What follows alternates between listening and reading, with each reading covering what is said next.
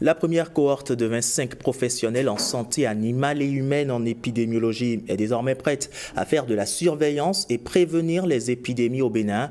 La cérémonie de remise de certificat de leur formation en épidémiologie de terrain niveau Frontline One Health a eu lieu à Grand Popo. L'initiative est du projet régional de renforcement des systèmes de surveillance épidémiologique au Bénin en collaboration avec le réseau africain d'épidémiologie de terrain et le ministère de l'Agriculture, de l'Élevage et de la Pêche. Les précisions avec Evariste Zomaron et Samirat Chabimani.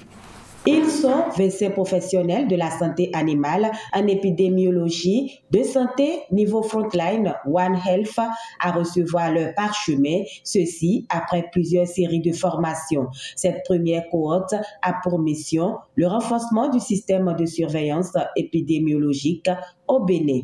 En tant que personne formée en épidémiologie de terrain, vous devrez être des exemples.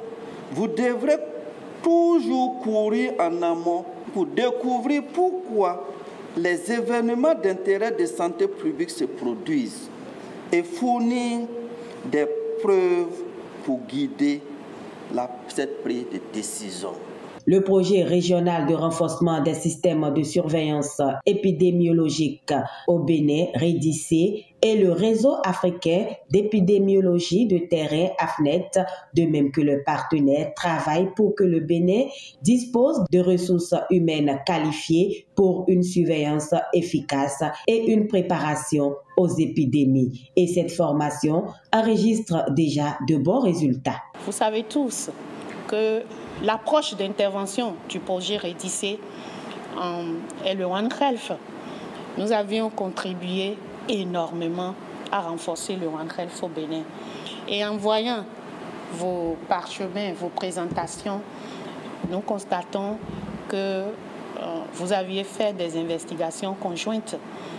C'est important pour le pays.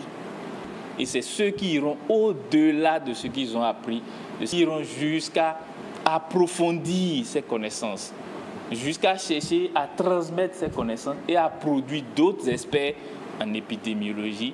Et honnêtement, c'est ce que moi je vous souhaite. Ainsi, Raoul Degbe reçoit le prix de la meilleure présentation orale, le prix du meilleur travail de terrain et meilleur résistant de la cohorte revient à Baudelaire Akabassi. Puis, Fauziat Youfari part avec celui de la meilleure moyenne.